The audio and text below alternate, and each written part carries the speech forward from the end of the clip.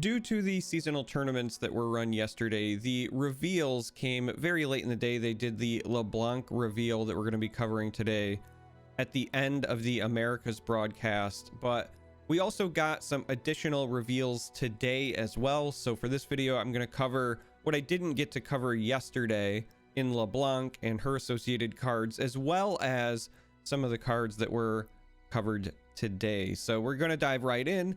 And as you can see on the screen, LeBlanc is where we're going to start. LeBlanc is a Noxus champion. She is a 3-cost 5/2 with quick attack. And that's it. That's all of the text. So not necessarily a lot going on there, but she levels up when she has seen you deal 15 or more damage. Now, again, it is worth noting that this damage can come in any way, shape, or form. So if you attack with a LeBlanc and she gets blocked by a 1/1, she has still seen you deal at least 5 damage there. But the downside is that she has to see it. And while she does have quick attack, which helps to keep her alive, the 2 health could potentially be a liability. Now, I don't want to get too hung up on it because, let's be honest, we love in Legends of Runeterra to say things like, well, you know, it could be good, but it dies to Mystic Shot. You know, it could be good, but it dies to blah, blah, blah. We heard it about Zoe. It's the most commonly quoted meme about Twisted Fate, who is still nutty right now, and that's a 4-cost champion with 2 health. So it's entirely possible that LeBlanc is not nearly as hurt by this 2 health as it appears. The problem that I have is that I don't think her payoff is worth the investment. And I'll talk about that after we cover her level 2. So we know what she is and how to level her up. When she levels up, she gets the standard +1/+1. So she becomes a 3-cost 6/3. She still has quick attack, but now she says, every time I see you deal 15 or more damage, you create a mirror image in hand. If you already have one, reduce its cost by 1 instead. Now, in order to understand why that's important, we need to understand what mirror image is. That's over here on the right hand of this graphic. So mirror image is a 2-cost slow spell, and it says you summon an exact copy of an ally with 5 or more power. Now, it is an ephemeral copy, but it is also an exact copy. So there are some neat things that you can do. For example, if you decide to use mirror image to copy an unleveled Tryndamere, then you're actually just making a copy of Tryndamere, because the ephemeral one, when it goes to die at the end of the round, will instead trigger Tryndamere's level up condition. So there are some neat things, and we'll talk about that when I cover mirror image a bit more. But I want to come back to just LeBlanc in general real quick and talk about my concerns. So I was bemoaning the fact that her 2 health is a liability, but also a bit of a meme when people say, you know, not looking very good because just dies to Mystic Shot. Again, like, that's the sort of thing that you hear all the time. But if every card that could die to Mystic Shot just never saw play, then we wouldn't be playing cards till like turn 3 or whatever anyway. And we just know that's not the case. And so as long as you jam her in a deck that's going to include other things that potentially die to Mystic Shot, well, even if she ends up being the target, you free up value from your other cards. So if you want to run the 5/1 Challenger from Noxus and play that on turn 2, it might survive if they know that you're running LeBlanc. They might hold that removal for LeBlanc instead of that, and then maybe it gets you the value you were hoping for. So I just don't think that the 2 health is as big of a deal as some might say.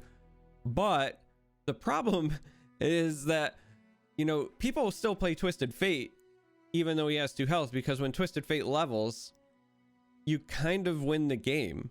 Like, it's not a guarantee you win the game, but your win rate skyrockets. I bet the level of win rate is astronomical when you compare, you know, games where you don't level Twisted Fate versus games when you do level Twisted Fate in a Twisted Fate dedicated deck. Zoe is probably in a very similar boat. I think she levels up less often than Twisted Fate, but I would wager that the times you level her, your win rate goes up significantly versus the times that you do not level her. And even still, you know, she's a nice one drop that gets you that star chart more often than not. And so there's additional value there, even if she does get targeted by removal. LeBlanc isn't giving you a star chart. LeBlanc is probably not just going to outright win you the game when you level her.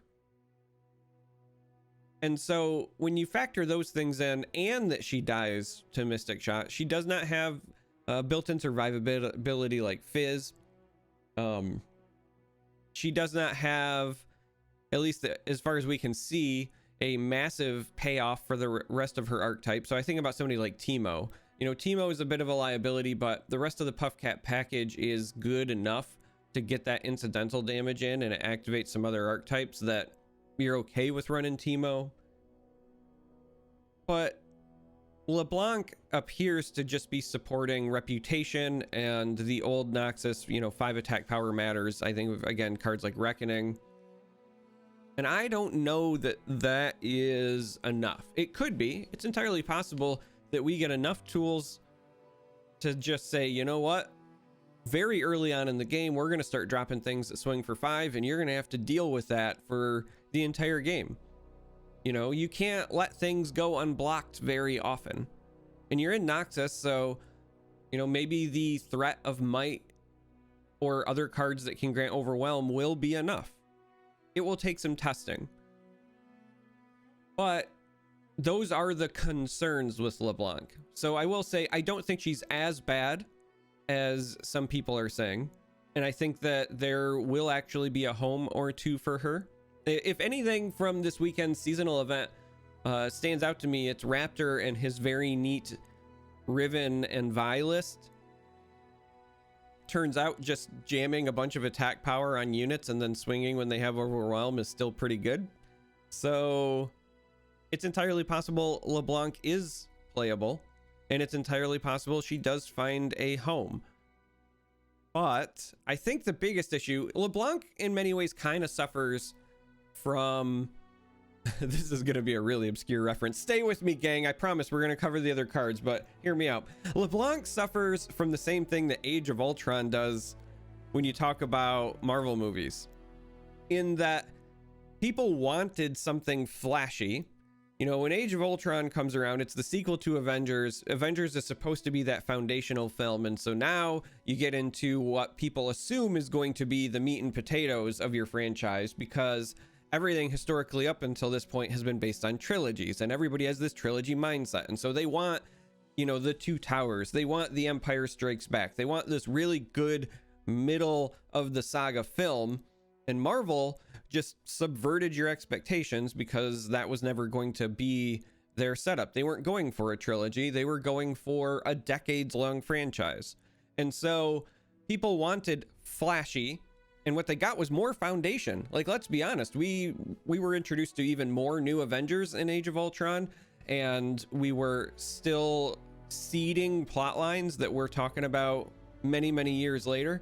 And so what people wanted was flashy, and what they got was foundational. And I think that is exactly what's happening right now with LeBlanc. LeBlanc in League of Legends is a very cool champion who's flashy. You've got her mirror images, but she's also got some interesting combos she can do, because her alternate mimics were her regular skills but more powerfully.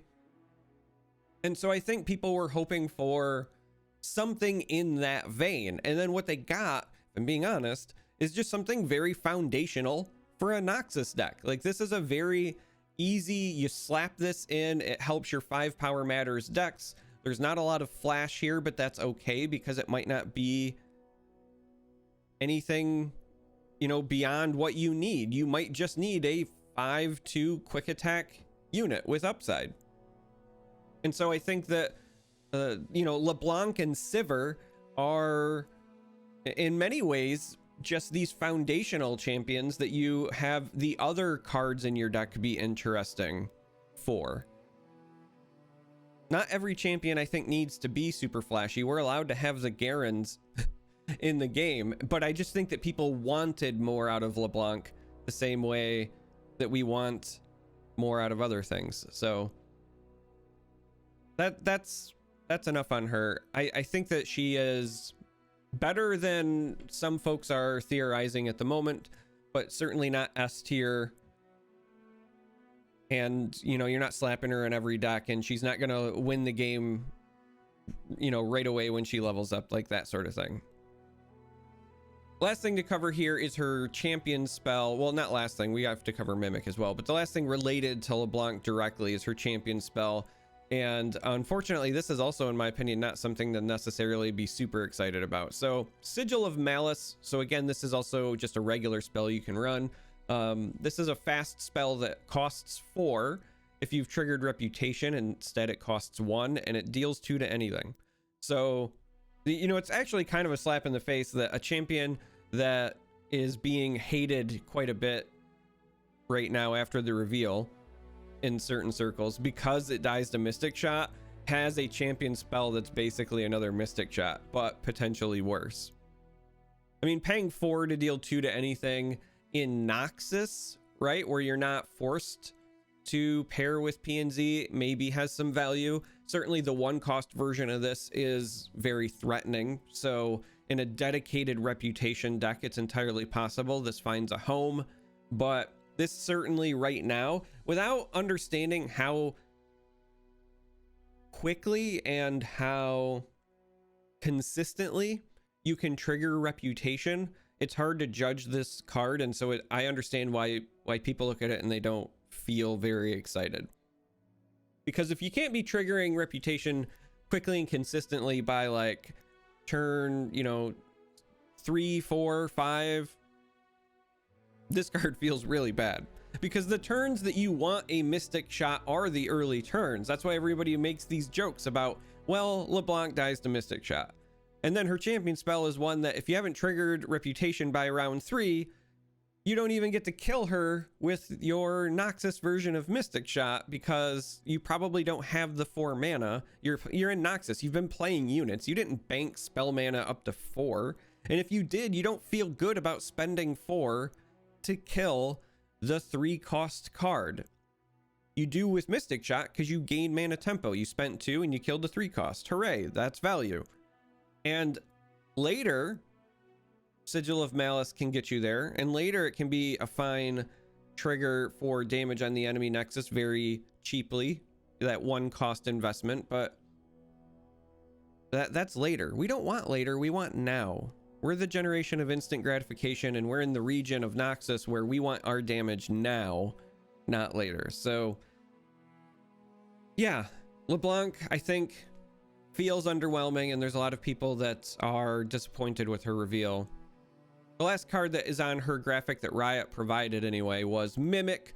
This is a 3-cost burst spell, has a reputation of I cost 1, and this says you pick a spell in play or in hand, and you create a fleeting copy of it in hand. So there's a lot of neat things you can do with this. The most obvious ones that people are going to jump on are, oh, if somebody tries to nopify or deny one of my spells, once that is on the stack, I can use Mimic to copy that and replay it.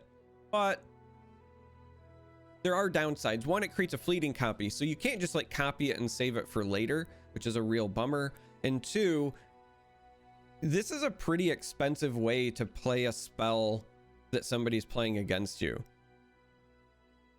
Without Reputation, this would make a deny on an opponent's deny cost 7. Now I get it, you're in Noxus, you don't have access to deny, and sometimes that still is good enough. If it wins you the game, you're fine with paying 7. You'll pay whatever, I won the game. But like paying 7 to get that deny is a bit rough. Now if you've triggered Reputation, it goes down to 1, and so that's nice. But even then, that becomes a spell thief that is conditional, in that you have to have it in your hand and or see it on the stack, and it creates a fleeting copy. So unlike Spell Thief, you can't even decide, you know what, I'll save it for later.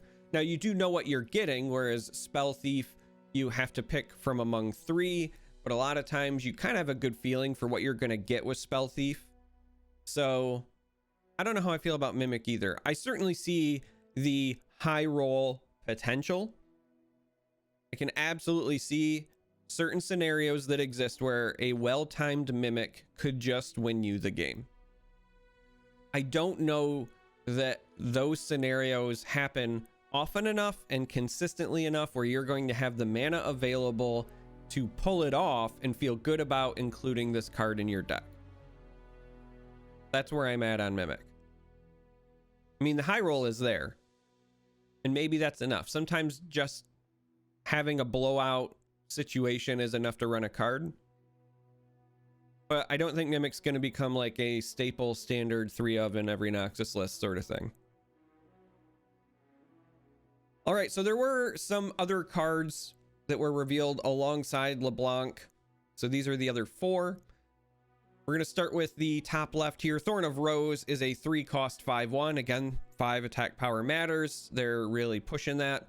And when I'm summoned, create a Guile in hand. Now, I love that this is a summon effect, not a play effect, because that means that all of these new flicker tools, whether it's Hourglass or Entomb, or even depending on the deck you're playing this in, something like Chronicler of Ruin, there's all these ways that you can get another free Guile. I also love that you get something out of this because, again, the health is a bit of a liability. And so at least you get that Guile. Now, is a Guile an insane payoff? Not necessarily, but having a 1-cost stun available, and it's not a fleeting Guile, so just giving yourself a Guile here is pretty relevant. And so if you want to, for example, run this card in discard aggro, I don't necessarily think it fits there, but this would give you another card in hand that you could potentially discard if you don't want to use the Guile. It's just free fodder. Or if you want to run this in something like Yasuo. So Yasuo in the past, one of my biggest complaints about it is that the stun archetype is one where you are playing a tempo game and you traditionally need to have ways to take advantage of the stuns. Like, you stun your opponent's units and then you have to capitalize on having stunned them somehow.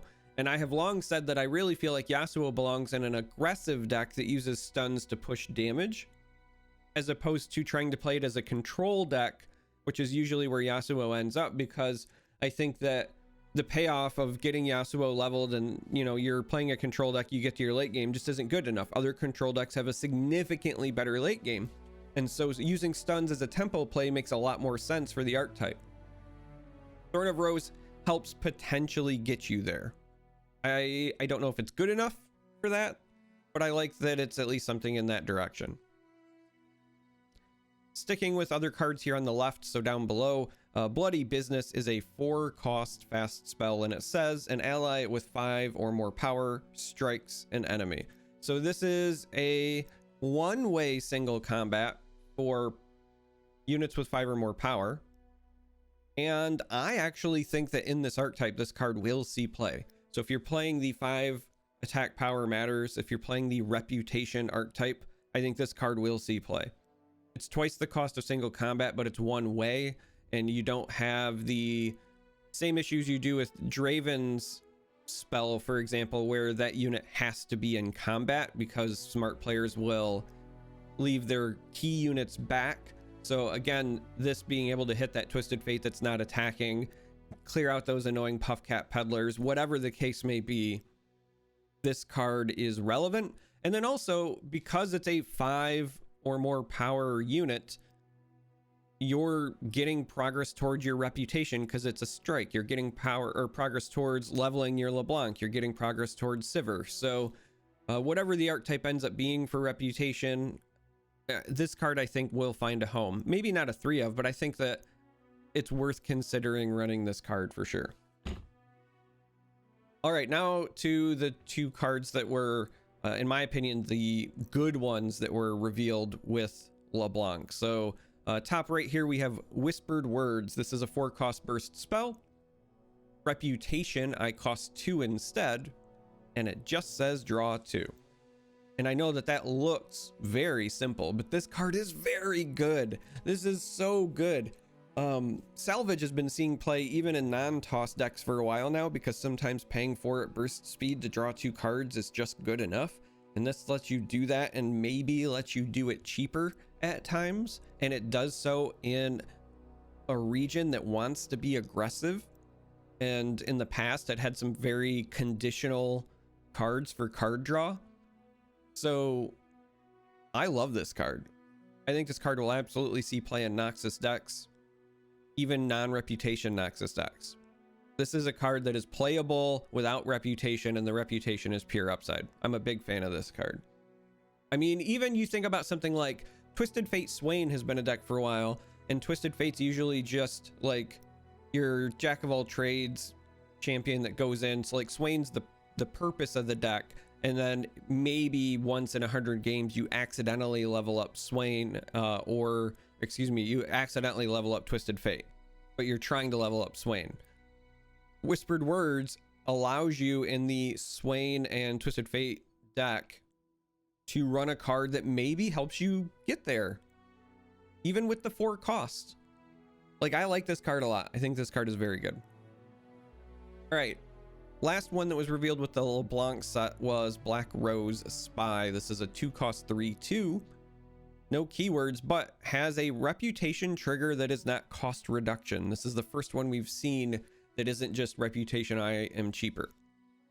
This says, when I'm summoned, transform me into an exact copy of the strongest ally that struck this round. So it's really important to note a couple of things. One, it's struck, so cards like Bloody Business can still count as the last strike. Does not have to be attacking. It's also the last one to have struck, I believe, in the case of ties. So there's going to be a time where I think attack order might matter, and ties are very specific because it's going to check for strongest. So we're talking, you know, they have to have same attack power, same health, same cost, blah, blah, blah. But that's something to keep in mind. But otherwise, it's just the strongest ally that struck this round, and it's an exact copy. So in theory, this can copy like Aurelion Sol. This can copy Tryndamere. There are so many insane late game bombs that you can copy for a mere 2 mana investment.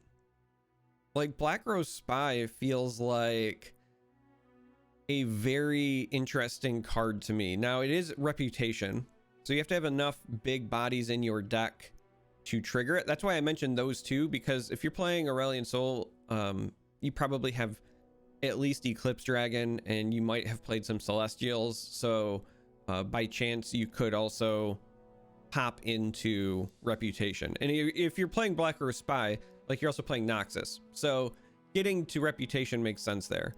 Do I think a Noxus Aurelion Sol deck is going to suddenly pop up? Probably not, but like, that's an interesting thing to consider, because again, the Celestial package is going to give you some ways to also maybe help trigger reputation. But the other one, you know, Noxus Freljord has been an archetype for a while now. Ash mid-range is a thing, but even beyond that, there are some other versions, and you certainly have a number of units in Noxus and Freljord that attack for 5 or more to help with reputation. And you have cards like Avaros and Hearthguard that can help you get your other units up to that 5 attack power. I mean, the what is it, Trifarian Assessor plus Hearthguard, that combo has been a thing for some time, and so this fits naturally into there. And Tryndamere could be a top end on that, and so giving yourself a nice free, well, not free, 2-cost Tryndamere feels really good. So this card is intriguing to me because I think that this is one of the cards that is a bit of a deck builder's dream. This is the kind of card where the payoff occurs in deck building. You have to find a way to consistently get you to reputation, and then find yourself targets that are going to be worth copying. But then in doing so, when it happens, it's going to be so satisfying. So this is a deck builder's tool. I look forward to seeing the ways that it will be exploited, because it feels very powerful in terms of the effect. But that's it for the LeBlanc one. So now we're going to move on to the stuff revealed today. And this is a set of cards that I'm affectionately calling Azir's Package. And you'll see why here in a moment. But that also is interesting to me, because I don't know if this means that we're going to see Azir tomorrow, or if they're going to bamboozle us, because we got to see a bunch of cards a while ago with the predict keyword that I thought meant we were going to see then Zillion, if you remember, if you've watched that video, and then we never saw Zillion. So maybe they're showing us this to just say like, hey, yeah, like Azir is coming, but then we don't get to see him until the full set reveal. I don't know. Feels weird that they wouldn't showcase Azir. He's kind of a poster boy for Shurima, but anyway, let's dive in. Now we're going to start in the top left with this Sand Soldier, and you need to know that this is a token. This is not a card that you can run in your main deck, but basically every other card revealed with this package deals with Sand Soldiers.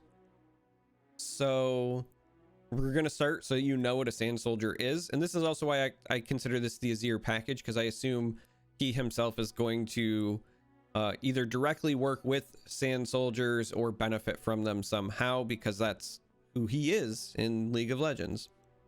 So Sand Soldier is a 1-cost 1/1 that has ephemeral, but it says Nexus Strike, I deal 1 to the enemy Nexus. So it's a 1/1 ephemeral that really swings for 2 on the enemy Nexus. But again, these are tokens, so that means other cards create them. So we're going to start with Dunekeeper. Dunekeeper here is a 1-cost 2/1, and when I'm summoned, summon a Sand Soldier. This is a great turn 1 aggro play. I love being able to swing for potentially 4 damage on turn 1 and still have my 2/1 body after the fact.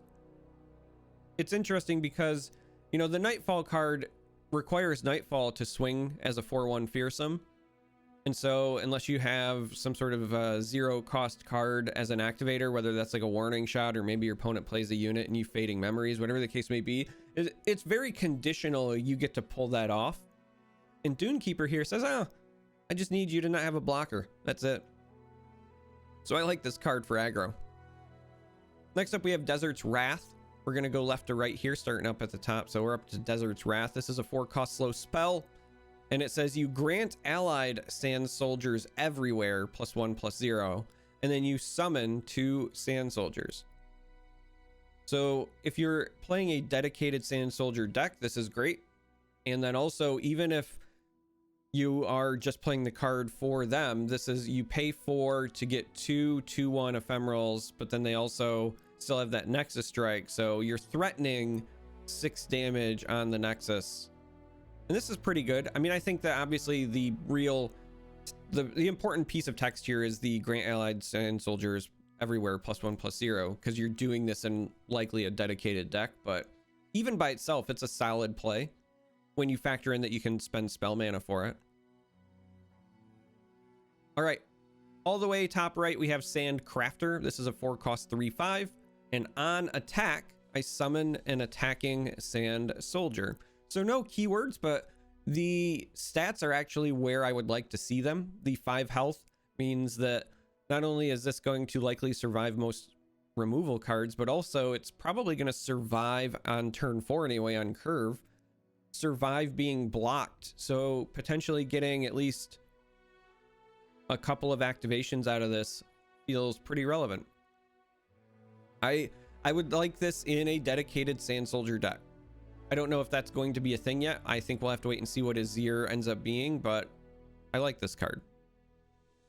Next up we have Inspiring Marshal. So this is bottom left here. This is a 5-cost 4/6 that says when you summon another ally, give it +2/+0 this round. That's every time you summon another ally. This is a really good like aura. I mean, you can attack with him, and I like that he has 6 health, so he's very resilient, but I don't think that you're going to put him in harm's way in a deck where you are really just trying to buff your summoned allies. This is the, you know, big ephemeral buffer. I know that we have the one that's like ephemeral dedicated and it's a cheaper unit, but this is the, you know what? I'm just going to hang out and I'm going to make sure that your Shark Chariots are 5/1s. Shark Chariot, by the way, is kind of nutty with these Sand Soldiers, as is Hecarim. Like Hecarim Azir, assuming that Azir is in the set and works with soldiers the way that I expect him to, Hecarim Azir is going to be an archetype almost assuredly. But Inspiring Marshal here, pretty strong at buffing some of these cards for their late game plays. I mean, being able to drop a Dune Keeper, who with an Inspiring Marshal on the board is, at least for that round, going to be a 4-1, summoning a 3-1 that, you know, still threatens an extra damage on the enemy nexus. Being able to spend 1 mana and threaten 8 damage is a pretty big deal. So Marshal, again, might find a home in a dedicated Sand Soldier deck. All right, bottom middle here, we have Emperor's Dais. This is a 2-cost landmark that says when allies attack, summon an attacking Sand Soldier. So this is a landmark that creates the Ghost Shark, the Shark Chariot Sand Soldier effect. Now, because this locks in on attack, if it chains, and I don't know if it does or not because it's going to depend on order of operations, but if it does in fact mean that if you have just 1 normal unit but you have a dais and you attack and the dais summons a soldier and then the soldier triggers a Shark Chariot, this card is bonkers. This card is insane good, and that will be an archetype assuredly. If you still somehow need an outside ephemeral activator for Shark Chariot, then this card is still good and certainly better in a dedicated Sand Soldiers deck. Again, if you're running Desert's Wrath, it's going to increase the value of your dais. The Sand Soldiers themselves, you know, there's going to be a lot of focus on the Hecarim, Shadow Isles, Shark Chariot stuff, but these are still ephemeral units that can trigger other champs and other archetypes as well. They are going to feed Callista. They are going to feed Lucian. There's a lot of different ways that you can go with this. So Dais, I think, is going to be an engine for some sort of deck archetype. Keep your eye on it. It's a really good investment for its cost. And then the last card that was revealed is Sandstone Chimera. This is a 12-cost 6/6.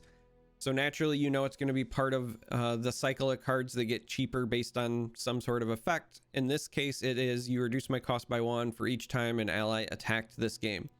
So this one is, in my opinion, much easier to get way down in cost than some of the others. Like, this is very, very easy to make affordable, but this one doesn't have a keyword like many of the other ones do. So it's not like Scuttlegeist with Fearsome. You know, it doesn't have quick attack, doesn't have anything like that. It's just the 6/6 body. But because it's every time an ally has attacked, this is crazy, crazy cheap early on. I mean, if you're starting with like Dune Keeper and then you play, I don't know, like maybe you're playing some like go wide nonsense. So like if it's like Dune Keeper into Spiders into, you know, a turn 3 that's relatively decent, you know, you could be playing this like turn 4. So Chimera is interesting, and I could see it maybe finding a home in a dedicated go wide token style deck just because of how cost effective it'll be. The lack of a keyword hurts it. If it gets left out, it's because of that. But that's it. Now you're caught up. This is all of the reveals. This video is a little bit longer than other ones, but technically it's 2 days worth of reveals, and also I had to go on a rant, I guess, about Age of Ultron randomly in the middle, so I am sorry about that. But we made it this far. As always, love you, appreciate you, thanks for hanging out, and I will see you in the next video.